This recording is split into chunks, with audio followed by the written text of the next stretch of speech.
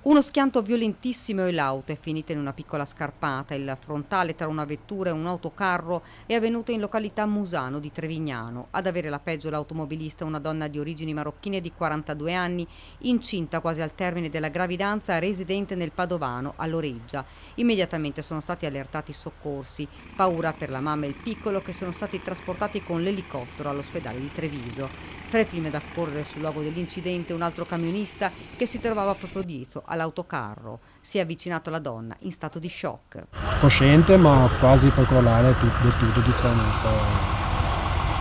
Mi sono aggrappato sulla bimba che aveva in panza di cercare di tenerlo sveglio, ma più che altro non sapevo cosa dirlo. Ha provato a calmarla, a tenerla sveglia fino all'arrivo degli operatori del SUEM 118. La dinamica del grave incidente al vaglio ora della polizia stradale. Secondo i primi accertamenti, la donna, forse per un malore, avrebbe invaso la corsia opposta proprio mentre stava sopraggiungendo il mezzo pesante. La macchina, diciamo, era un server, si è invaso la corsia del camion, il camion con tutta la sua, diciamo, l'ha messo tutto per salvarlo, ma era inevitabile. Ha provato tutto il camionista, 68 anni, di San Martino di Lupari, per evitare l'impatto, ma il frontale è stato inevitabile.